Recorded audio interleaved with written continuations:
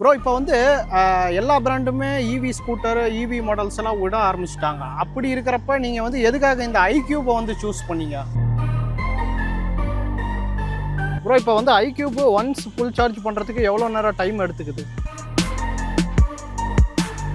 Bro இப்போ vehicle வந்து எடுத்திருக்கீங்க, டெய்லி சார்ஜ் பண்ண வேண்டியிருக்கும். ஆமாம். அப்படி சார்ஜ் பண்ணுறப்ப உங்களுக்கு வந்து மின் கட்டணம் வீட்டில் அதிகரித்த மாதிரி ஏதாவது ஃபீல் ஆயிருக்கா? ப்ரோ இப்போ இந்த வெஹிக்கிள் வந்து எடுத்து எவ்வளோ நாள் ஆகுது? எடுக்கிறப்ப நம்மளுக்கு ஒரு ரேஞ்சு கிடச்சிருக்கு இல்லைங்களா? அந்த ரேஞ்சிலேருந்து இப்போ ஏதாவது கம்மியாக கிடைக்குது, அந்த மாதிரி ஏதாவது ஃபீல் ஆகியிருக்குங்களா? வாங்கும்போது உங்களுக்கு வந்து ஆன் ரோட் ப்ரைஸ் எவ்வளோ வந்துச்சு? நீங்கள் ஃபுல் கேஷ் கொடுத்து வாங்கினீங்களா இல்லை இஎம்ஐ பண்ணீங்களா? அதை பற்றி சொல்லுங்கள் ப்ரோ. இப்போ இந்த வெஹிக்கிளில் வந்து நீங்கள் லாங் டிரைவ் போயிருக்கீங்களா? எவ்வளோ லாங் போயிருக்கீங்க? அதே போல் இது வந்து ஃபேமிலியோட லாங் டிரைவ் போகிறதுக்கு எப்படி இருக்குது, அதை பற்றி சொல்லுங்கள்.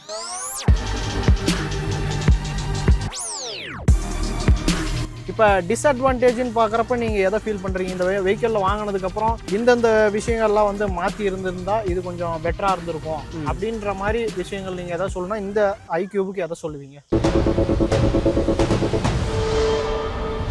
வணக்கம் ஃப்ரெண்ட்ஸ், இன்னைக்கு வந்து நம்ம எதை பற்றி பார்க்க போகிறோம் அப்படின்னா, இந்தியாவிலேயே மோஸ்ட் செல்லிங் ஈவியாக வந்து நம்மளுக்கு டிவிஎஸ்னுடைய ஐக்யூப் வந்து இருந்துட்டு இருக்கு. ஸோ அது வந்து ஒரு ஸ்கூட்டர் மாடல்.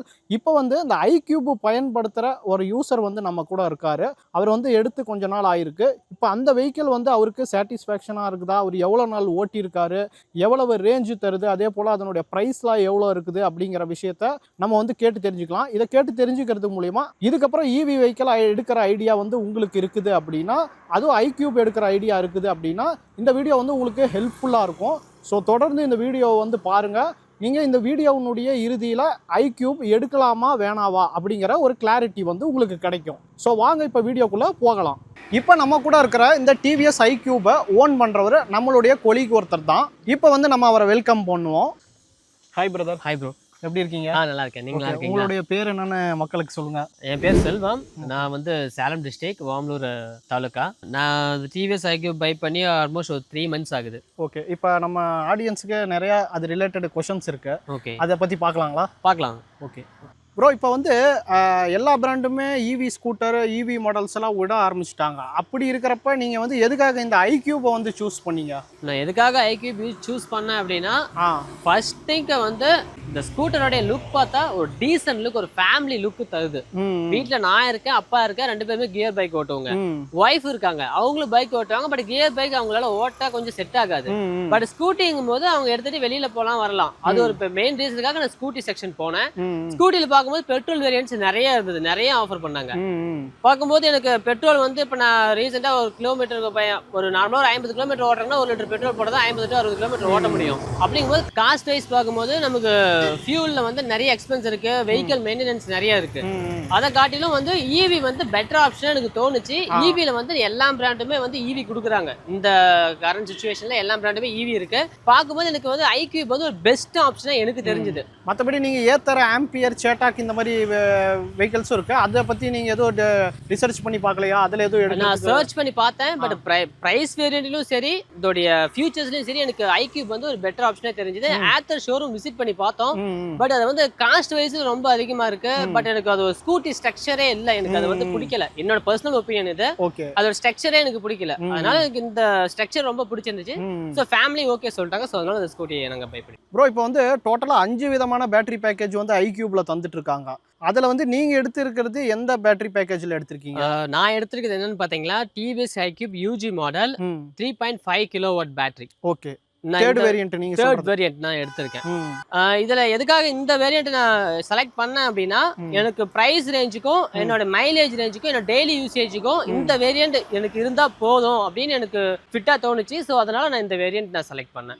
ஐக்யூப்னுடைய இந்த தேர்ட் வேரியன்ட் எடுத்துக்கிட்டோம்னா நம்மளுக்கு 145 கிலோமீட்டர் வந்து ஐடிசி ரேஞ்சு கம்பெனி சைட்ல இருந்து சொல்றாங்க. ஆமா. இப்போ உங்களுக்கு ரியல் வேர்ல்டா வந்து இதுல எவ்வளவு மைலேஜ் கிடைக்குது? எனக்கு ரியல் வேர்ல்ட்ல பாத்தீங்க அப்படின்னா, எனக்கு ego mode, power mode 2 modes இருக்கு. எனக்கு ஈகோ மோட்ல வந்து 110 to 115 குள்ள கிடைக்குது சாலிடா. ஓகே. அதே பவர் மோட்ல பாத்தீங்களா எனக்கு 80 to 85. பவர் மோட் பொறுத்த வரைக்கும் நம்ம ஓட்டுற ஸ்பீடை பொறுத்து கிலோமீட்டர் வேரியேஷன் ஆகும். ஈகோ மோட்ல கான்ஸ்டன்ட்.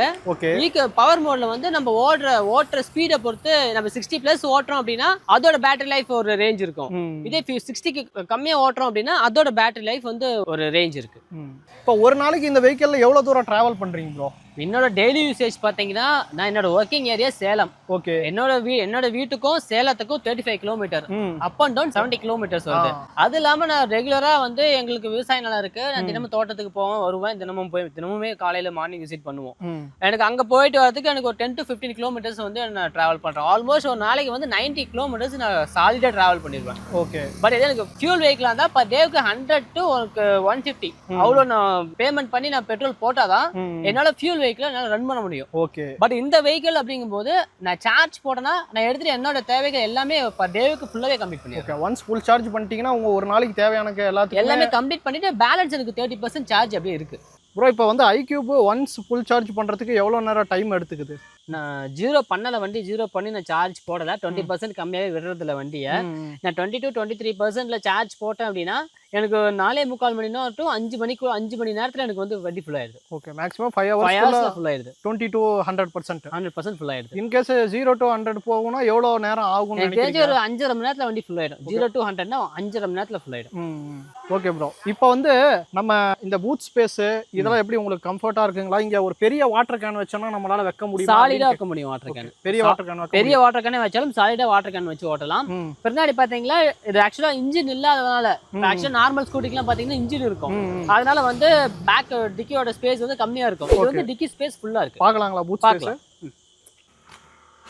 ஓகே. இதான் நமக்கு பூட் ஸ்பேஸ் நல்லா பெருசா இருக்கு இல்லையா? ஆமா. ரெண்டு ஹெல்மெட் சாலிடா வச்சுக்கலாம். ஓகே. ஆஃப் ஹெல்மெட் ரெண்டு வைக்கலாம். ஓகே. நமக்கு சார்ஜர் வந்து இதுதான் இல்லையா? சார்ஜர் தான் நான் ரெகுலரா பைக்லயே வச்சிருப்பேன் எப்பவுமே சார்ஜர். இங்க வந்து பாத்தீங்கன்னா சார்ஜிங் போர்ட் டிக்கில கொடுத்துருக்காங்க. நம்ம மொபைல் சார்ஜ் பண்றதுக்கு இந்த போர்ட்ல சார்ஜ் பண்ணிக்கலாம். இது வந்து வண்டியோட சென்சார் போர்ட்.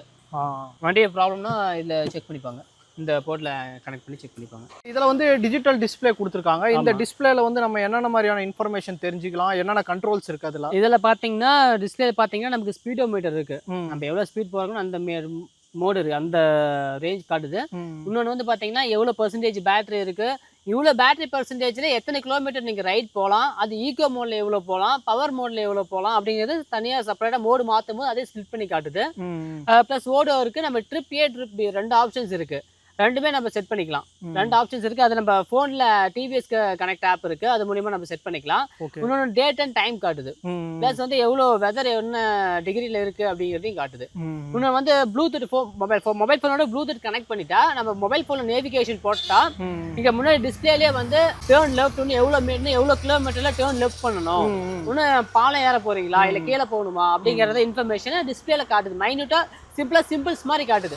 நம்ம நேவிகேஷன் மாதிரி காட்டலனாலும் நமக்கு புரியுற மாதிரி சிம்பிளா காட்டுது. ஓகே. மேப் நம்மளுக்கு தெளிவா வரலனாலும் நம்ம எங்கெங்க டர்ன் பண்ணனும்ன்ற எவ்வளவு கிலோமீட்டர்ஸ்ல டர்ன் பண்ணனும், எவ்வளவு கிலோமீட்டர்ஸ்ல நம்ம யூ டர்ன் போடணும், அந்த இன்ஃபர்மேஷன்லாம் கரெக்ட்டா காட்டுது. ஓகே. அதே போல பேர்லாம் காட்டுது. அதே மாதிரி போன்ல வர கால் அதெல்லாம் நம்ம வந்து ப்ளூடூத் கனெக்ட் பண்ணி இருக்கும்போது யார் கால் பண்றாங்கன்னு அவங்க நேமோடயே காட்டும். ப்ரோ இப்போ வெஹிக்கிள் வந்து எடுத்திருக்கீங்க, டெய்லி சார்ஜ் பண்ண வேண்டி இருக்கும். ஆமா. அப்படி சார்ஜ் பண்றப்ப உங்களுக்கு வந்து மின் கட்டணம் வீட்டில் அதிகரிச்ச மாதிரி ஏதாவது ஃபீல் ஆயிருக்கா? மின் கட்டணம் பாத்தீங்கன்னா இப்போ எங்களோட ஃபேமிலி யூசேஜ் சொல்லிடுறேன். இப்போ நாங்க வந்து வில்லேஜ்ல இருக்கோம், எங்களுக்கு கிணத்துக்கு எல்லாமே வந்து ஃப்ரீ சர்வீசஸ் இருக்கு. பட் நாங்க வீட்டுக்கு வந்து மோஸ்ட் ஆஃப் டைம் நாங்க மிக்ஸி, ஃபேன், லைட் இது மட்டும் தான் யூஸ் பண்ணுவோம், ஃப்ரிட்ஜ் ஓட்டுவோம். பட் வாஷிங் மிஷினோ ஹெவியா நம்ம கரண்ட் இருக்கிற எந்த ஒரு மெட்டீரியலுமே நாங்க வீட்டுல யூஸ் பண்றது இல்ல. பாத்தீங்கன்னா நார்மலா எனக்கு 100 யூனிட் ஃப்ரீ அரசாங்கம் கொடுத்தது. எனக்கு அதோட எனக்கு வந்து ஒரு 100 or 150 நான் ரெகுலரா கட்டிட்டு இருந்தேன் இதுக்கு முன்னாடி. ஓகே. இந்த பைக் நான் வாங்குறதுக்கு அப்புறம் ஒரு 200+ எக்ஸ்ட்ரா கட்டுறேன். நான் வந்து 150 பே பண்ணிட்டு இருந்தேன், இப்போ வந்து நான் 350 360 அந்த சம்திங் நான் பே பண்ணிட்டு இருக்கேன். ஓகே. ஒரு 200ல இருந்து 250 எக்ஸ்ட்ரா பே பண்ணிட்டு இருக்கேன். ப்ரோ இப்போ இந்த வெஹிக்கிள் வந்து எடுத்து எவ்வளோ நாள் ஆகுது? எடுக்கிறப்ப நம்மளுக்கு ஒரு ரேஞ்ச் கிடைச்சிருக்கு இல்லைங்களா, அந்த ரேஞ்சில இருந்து இப்போ ஏதாவது கம்மியா கிடைக்குது அந்த மாதிரி ஏதாவது ஃபீல் ஆகிருக்குங்களா? ப்ரோ நம்ம வெஹிக்கிள் பாத்தீங்கன்னா நான் ஜான் எண்ட்ல எடுத்தேன், 2026 ஜனவரி கடைசியில் எடுத்த அந்த வண்டி எடுத்து இதோட வந்து 5000 கிலோமீட்டர் க்ளோஸ் பண்ணிட்டேன். நான் 4000 கிலோமீட்டர்ல வண்டி சர்வீஸ் ஃபர்ஸ்ட் சர்வீஸ் முடிச்சிட்டேன். ஃபர்ஸ்ட் சர்வீஸ் முடிச்சுட்டு இப்போ எனக்கு அந்த டைம்ல நான் வண்டி எடுத்த ஃபர்ஸ்ட் பீக்ல இந்த கிலோமீட்டர் ரேஞ்சுக்கும் எனக்கு இப்போ வரைக்கும் எந்த ஒரு டிஃபரன்ஸும் தெரியல. நார்மலா எப்படி இருக்கோ அப்படியே தான் இருக்கு. மேபி மேபி வந்து ஃபியூச்சர்ல எக்ஸ்பெக்ட் சேஞ்ச் ஆக வாய்ப்புகள் இருக்கு. ப்ரீவியஸ் iQube கஸ்டமர்ஸை கேட்கும்போது அவங்க வந்து 50,000 கிலோமீட்டர் வரைக்கும் எனக்கு எந்த ஒரு இஷ்யூவும் இல்ல, அதுக்கு மேல இந்த ரோட்ல போனா கட் ஆஃப் ஆகுறது அந்த மாதிரி இஷ்யூஸ் சொல்றாங்க. இது ஆக்சுவலா அவங்க 2 இயர்ஸா யூஸ் பண்ண கஸ்டமர் சொல்றது. அப்போட இப்ப டெக்னாலஜியா நிறைய இம்ப்ரூவ் ஆயிட்டாங்க. இப்போ மேக் பண்ண ப்ராடக்ட் வந்து அந்த மாதிரி இஷ்யூஸ் வர சான்சஸ் கம்மின்னு எனக்கு ஃபீல் ஆகுது. ஓகே, பட் வாங்கி 5000 கிலோமீட்டர் ஓட்டியாச்சு, இது வரைக்கும் அந்த மாதிரி நீங்க எதுவும் எந்த ஒரு இஷ்யூஸும் நான் ஃபேஸ் பண்ணல. வாங்கும்போது உங்களுக்கு வந்து ஆன் ரோட் ப்ரைஸ் எவ்வளோ வந்துச்சு? நீங்கள் ஃபுல் கேஷ் கொடுத்து வாங்குனீங்களா இல்லை இஎம்ஐ பண்ணீங்களா? அதை பற்றி சொல்லுங்கள். பைக் பார்த்தீங்கன்னா டோட்டலாக 1,37,000 சொன்னாங்க. எனக்கு ப்ரைஸ் ஆன் ரோட் ப்ரைஸ் வந்து அவ்வளோ 1,37,000 சொன்னாங்க. இது மத்திய அரசாங்கம் பார்த்தீங்கன்னா ஈவிக்கு வந்து 2,500 மார்னிங் கொடுக்குறாங்க. அது போக 1,34,500 எங்களுக்கு பே பண்ண சொன்னாங்க. நான் வந்து ஒரு 14,500 பே பண்ணிட்டு டவுன் பேமெண்ட் பண்ணிட்டு அந்த 1,20,000 வந்து இஎம்ஐ கன்வெர்ட் பண்ணியிருக்கேன். ஓகே, இஎம்ஐ கன்வெர்ட் பண்ணியிருக்கீங்க. எத்தனை மாதத்துக்கு இஎம்ஐயாக போட்டிருக்கீங்க? இது ஆக்சுவலாக ஒரு 5 இயர்ஸுக்கு போட்டிருக்கேன், 60 மந்த்ஸுக்கு போட்டிருக்கேன். பர் மந்த்துக்கு வந்து எனக்கு 3,150 rupees எனக்கு வருது. ஓகே, 3,150 rupees கட்டுறீங்க. ஓகே, இப்போ நீங்கள் இந்த 5 இயர்ஸ் கட்டி முடிக்கிறப்ப இந்த வண்டியினுடைய ஆன் ரோட் காஸ்ட்லேருந்து நீங்கள் எக்ஸஸாக எவ்வளோ கட்டியிருப்பீங்க? நான் எக்ஸஸ் 5 இயர்ஸ் முடியும் போது நான் எக்ஸஸாக வந்து நான் 60,000 to 65,000 எக்ஸஸாக பே பண்ணியிருப்பேன். ஓகே, மோர் தேன் 60,000 இந்த 5 இயர்ஸ் இஎம்ஐ போடுறதுனால உங்களுக்கு எக்ஸஸாக வந்திருக்கு. நான் ஆக்சுவலாக நான் ஏன் 5 இயர்ஸ் லாங் பீரியட் போட்டேன் அப்படின்னா எனக்கு வந்து டெய்லி ஒர்க் சேலம் தான். என்னோட வீட்டுக்கும் சேலத்துக்கும் டெய்லி ஒர்க் எனக்கு. அதே நான் நார்மலாக பைக்கில் வந்தேன் அப்படின்னா எனக்கு பர் மந்த்துக்கு 2,500 கிலோமீட்டர் ஆனால் கம்பல்சரி ஆயில் சேஞ்ச் பண்ணணும். ஆயில் வந்து 450 rupees வருது, மாத்திரை உங்களுக்கு 50 rupees 500 வந்துடுது. அது இல்லாமல் மெயின்டெனன்ஸ் அது இதுன்னு எனக்கு பர் மந்த்துக்கு வந்து எனக்கு பெட்ரோல் எல்லாமே கால்குலேஷன் பண்ணும்போது 4,500 rupees பர் மந்த்துக்கு எனக்கு செலவாகுது. ஸோ அதை நான் ரெடியூஸ் பண்ணுறதுக்காக தான் இவி சூஸ் பண்ணேன். எனக்கு அதனால அந்த ரேஞ்சுக்குள்ளேயே எனக்கு இஎம்ஐ வரணுன்றதுக்காக நான் ஃபிக்ஸ் பண்ணிக்கிட்டேன். ஓகே, இந்த இஎம்ஐ ப்ளஸ் வந்து நீங்கள் கரண்ட் பில் ஆல்ரெடி ஒரு 200 to 250 வருதுன்னு சொன்னீங்க. ஸோ இதெல்லாம் நான் வந்து சேர்த்துறப்ப உங்களுக்கு அது பெட்ரோலை விட கம்மியாக வரதா தான் நீங்கள் நினைக்கிறீங்களா? 1,000 rupees எனக்கு பர் மந்த்துக்கு எனக்கு அதில் எனக்கு சேவ் ஆகுது. ஓகே, அது 4,500 சொன்னீங்க. ஆமாம், அதுலேருந்து 1000 கம்மியாக 3,500லேயே உங்களுக்கு எனக்கு எல்லா வேலையும் முடிஞ்சிருது. ப்ரோ, இப்போ இந்த வெஹிக்கிளில் வந்து நீங்கள் லாங் டிரைவ் போயிருக்கீங்களா? எவ்வளோ லாங் போயிருக்கீங்க? அதே போல் இது வந்து ஃபேமிலியோட லாங் டிரைவ் போகிறதுக்கு எப்படி இருக்குது அதை பற்றி சொல்லுங்கள். நான் கம்பேரிஷன் பண்ணிடுறேன். நான் இதுக்கு முன்னாடி டிவிஎஸ் விக்டர் 2016 மாடல் யூஸ் பண்ணிட்டு இருக்கேன். அந்த பைக் பார்த்தீங்கன்னா எனக்கு நார்மலாக போனால் எனக்கு வந்து ஒரு 65 கிடைக்கும். ஒரு ரொம்ப டாப் ஸ்பீட் 60+ போனால் எனக்கு ஒரு 45 தான் ரேஞ்ச் கிடைக்கும். அதில் இருக்கிற கம்ஃபர்ட்டை விட எனக்கு இந்த ஸ்கூட்டரில் எனக்கு 100+ கிலோமீட்டர்ஸ் எஃபர்ட்லெஸ்ஸாக என்னால் ஓட்ட முடியும். அந்த பைக் எனக்கு நான் கியர் பைக் ஓட்டும் போது எனக்கு பேக் பெயின் வரும், ஷோல்டர் பெயின் வரும். எனக்கு அந்த கியர் கட் ஆஃப் பண்ணுறது எனக்கு அதே ஒரு மாதிரி உடம்புக்கு ஒரு ஸ்ட்ரெஸ்ஸாக இருக்க மாதிரி எனக்கு ஃபீல் ஆகும். இதில் வந்து எனக்கு எந்த ஒரு ஸ்ட்ரெஸ்ஸுமே இல்லை. நான் இதில் வந்து 200 கிலோமீட்டர்னாலும் அசால்ட்டாக அடிக்கலாம். கம்ஃபர்ட்டுக்கு நல்லா இருக்குது. அது இல்லாமல் நான் பர் டேக்கு 90 கிலோமீட்டர் ஓட்டுறேன் பைக்கில். ஓகே, 90 கிலோமீட்டர்ஸ் வரைக்கும் ஓட்டிடுறீங்க? ஆமாம், பட் பர் டேக்கு ரெகுலராக என்னோட ரொட்டீனே இதுதான். ரொட்டீனே பர் டேக்கு 90 கிலோமீட்டர் அந்த வெஹிக்கிளில் நான் ஓட்டிடுவேன். ஓகே, அதில் 90 கிலோமீட்டர்ஸ் ஓட்டுறப்போ உங்களுக்கு எப்படி ஃபீல் ஆனிச்சு? இதில் அதை விட நல்லா இருக்குன்னு சொல்கிறீங்க? ஆமாம், அதை விட எனக்கு கம்ஃபர்ட் நல்ல பெஸ்ட் கம்ஃபர்ட்டாக இருக்குது எனக்கு அதை கம்பேர் பண்ணக்குள்ள. இப்போ வந்து நீங்கள் ஃபேமிலியோட போனோம் அப்படின்னா அந்த பின்னாடி உட்கார வச்சு ஃபேமிலியில் கூப்பிட்டு போகிறோம் அப்படின்னா உங்களுக்கு எப்படி அது கம்ஃபர்ட்டாக இருக்குங்களா? எஸ், டெஃபினெட்லி கம்ஃபர்ட்டாக இருக்குது. ஏன்னா பின்னாடி வந்து ரெஸ்டர் கொடுத்துருக்காங்க. இந்த ரெஸ்டரில் வந்து என் ஒய்ஃப், ஆக்சுவலாக நானும் என் ஒய்ஃபும் தான் போவாங்க. அவங்களுக்கு ரொம்ப கம்ஃபர்ட்டாக இருக்குது. பின்னாடி உட்காந்துறதுக்கு அவங்களுக்கு ரொம்ப கம்ஃபர்ட்டாக இருக்குது. நம்ம கியர் பைக் மாதிரி தான் சாலிடாக 150 kg மேலே உட்காந்தாலும் அசால்ட்டாக மேடு பள்ளம் எல்லாமே அசால்ட்டாக ஹேண்டில் பண்ணுது வண்டி. அந்த சஸ்பென்ஷன்லாம் எப்படி உங்களுக்கு ஃபீல்? ஸ்பீட் பிரேக்கர் ஆகட்டும் இல்லை குழி மேடு பள்ளம்லாம் வருது? சஸ்பென்ஷன் நல்லா இருக்கு, எந்த பிரச்சனையும் இல்லை. நல்லா இருக்கு, கம்ஃபர்ட்டாக இருக்குது, நல்லா ஸ்மூத்தாக இருக்குது. இப்போ iQubeக்கு வந்து ஃபர்ஸ்ட் சர்வீஸ் வந்து பண்ணிட்டீங்களா? அது எவ்வளோ செலவானுச்சு? எத்தனை கிலோமீட்டரில் விட்டீங்க? ஆக்சுவலாக ஃபர்ஸ்ட் சர்வீஸ் வந்து 4,000 கிலோமீட்டர்லேயே விட சொன்னாங்க. அப்படி இல்லைன்னா 3 monthsல விட சொன்னாங்க. நான் வந்து எனக்கு சேலம் வந்துட்டு ரெகுலராக 90 கிலோமீட்டர் ஓடுறதுல எனக்கு 4,000 அசால்ட்டாக ஓடிடுச்சு. 5,000 ஓட்டிட்டேன். எனக்கு சர்வீஸ் விட டைம் இல்லாதனால 5,000 ஓட்டிட்டு சர்வீஸே விட்டேன். ஓகே, 1000 கிலோமீட்டர் எக்ஸ்ட்ரா ஓட்டிருக்கீங்க? 1000 கிலோமீட்டர் எக்ஸஸாக ஓடி தான் விட்டேன். அந்த 1000 கிலோமீட்டர் எக்ஸஸாக ஓடுறதுனால எனக்கு எந்த ஒரு இஷ்யூஸும் தெரியல, வண்டியில் எந்த ஒரு இஷ்யூஸும் வரல. நான் சர்வீஸ் மார்னிங் கொடுத்தேன், எனக்கு நெக்ஸ்ட் டே மார்னிங் கொடுத்துட்டாங்க. 1 டேல சர்வீஸ் பண்ணி கொடுத்தாங்க. காஸ்ட் வைஸ் பாத்தீங்கன்னா எனக்கு அவங்க வந்து ஜென்ரலா ஒன்று வச்சிருக்காங்க. வண்டியோட சர்வீஸ் மெயின்டெனன்ஸ் 750 rupees, லேபர் வந்து 250 rupees, டோட்டலாக எனக்கு ஒரு 900 rupees சொன்னாங்க. அதே வந்து ஆனுவல் பிளான் ஒன்று வச்சிருக்காங்க. இதே நீங்க வருஷத்துல வந்து நீங்க எத்தனை டைம் சர்வீஸ் விட்டாலும் அந்த வண்டி மெயின்டெனன்ஸ் சர்வீஸ் அந்த 750 வந்து கட் ஆஃப் பண்ணிடுவாங்க. லேபர் காஸ்ட் மட்டும் 250 வாங்கிப்போம் அப்படிங்கிற மாதிரி சொன்னாங்க. அதோட ஆனுவல் பிளான் காஸ்ட் பாத்தீங்கன்னா 1,250 ரூபா சொன்னாங்க. ஒன்ஸ் 1,250 ரூபா பே பண்ணிட்டா சர்வீஸ் விடுறப்ப 250 ரூபா தான் 250 ரூபா பே பண்ணா போதும். சப்போஸ் ஏதாவது ஸ்பேர் மாத்தினா அதுக்கான காஸ்ட் வரும்னு சொல்லிட்டாங்க.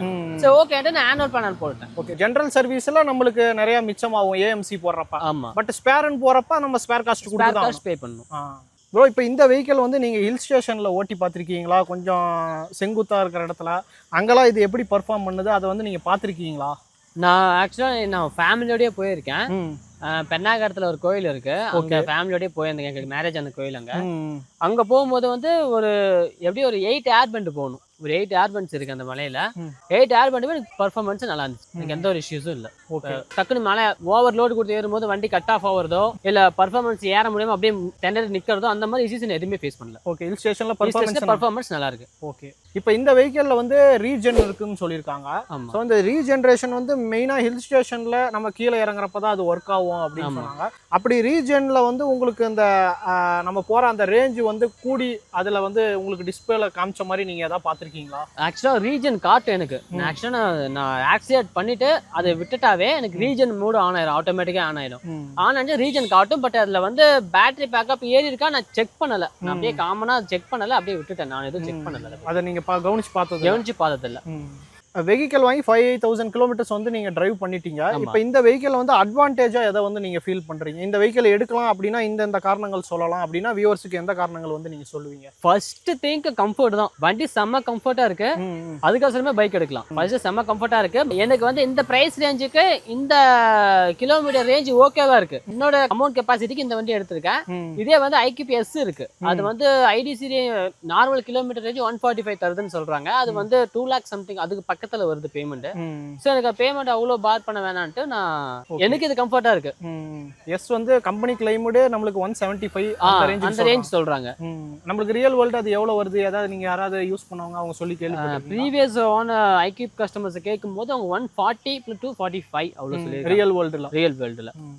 இப்போ டிஸ்அட்வான்டேஜ்னு பார்க்குறப்ப நீங்கள் எதை ஃபீல் பண்ணுறீங்க? இந்த வெஹிக்கிளில் வாங்கினதுக்கப்புறம் இந்தந்த விஷயங்கள்லாம் வந்து மாற்றி இருந்திருந்தா இது கொஞ்சம் பெட்டராக இருந்திருக்கும் அப்படின்ற மாதிரி விஷயங்கள் நீங்கள் எதை சொல்லணும்னா இந்த iQBக்கு எதை சொல்லுவீங்க?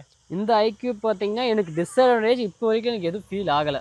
எனக்கு வந்து நான் அந்த பைக் ஓட்டிட்டு இருந்தது இந்த பைக் ஓட்டும் போது இது எனக்கு ரொம்ப கம்ஃபர்ட்டாக இருக்கு. அதனால இது எனக்கு டிஸ்அட்வான்டேஜ் எதுவுமே இல்லை. ஓகே, கியர் பைக் ஓட்டினதுலேருந்து இதுக்கு நீங்கள் மாறி வந்து இது உங்களுக்கு ஸ்கூட்டர் நல்லா கம்ஃபர்ட்டாக இருக்கு. ஓகே, பட் நீங்கள் டிஸ்அட்வான்டேஜ் இதுவரை எதுவும் ஃபீல் பண்ணல? இது வரைக்கும் எதுவும் ஃபீல் பண்ணல. மேபி ஃபியூச்சரில் வர சான்சஸ் இருக்கு, இல்லாமே போகலாம். ஓகே, இந்த வீடியோ வந்து நம்ம வியூவர்ஸ் வந்து பார்த்துட்டு இருப்பாங்க. உங்களுடைய ஃப்ரெண்ட்ஸோ ஃபேமிலிஸோ அல்லது வியூவர்ஸ் பார்த்துட்டு இருக்கவங்களுக்கோ இந்த வெஹிக்கிள் வாங்குறதுக்கு நீங்கள் வந்து சஜஸ்ட் பண்ணுவீங்களா? கம்பல்சரி இதை சஜஸ்ட் பண்ணுவேன். நான் சஜஸ்ட் பண்ணி எங்க ஃபேமிலி ரிலேஷன்ல 3 வெஹிக்கிள் பை பண்ணாங்க. ஓகே, இதே வேரியன்ட் சேம். அவங்க கலர் வேரியன்ட் வேற எடுத்தாங்க. மயில் கலர் சொல்லி 2 பைக் எடுத்தாங்க. இதே கிரேவ்ல ஒருத்தர் எடுத்தாரு. பட் தேர்ட் வேரியன்ட் தான். சேம் இதே 3.5 கிலோவாட் பேட்டரி உள்ள வேரியன்ட் தான். 3 வெஹிக்கிள் நான் சொன்னதை வச்சு என்னோட ஃபீட்பேக் வச்சு 3 பேர் பைக் எடுத்திருக்காங்க. எடுத்து இப்போ ட்ரைவ் பண்ணிட்டு இருக்காங்க. ஓகே ப்ரோ, இவ்வளோ நேரம் உங்களோட டைமை ஒதுக்கி வியூவர்ஸுக்கு ரொம்ப நீட்டாக வந்து எக்ஸ்பிளைன் பண்ணீங்க. ரொம்ப தேங்க்ஸ் ப்ரோ. தேங்க்யூ. என்ன ஃப்ரெண்ட்ஸ், இவ்வளோ நேரம் வந்து iQBனுடைய யூசர் ரிவ்யூ வந்து பார்த்துருப்பீங்க.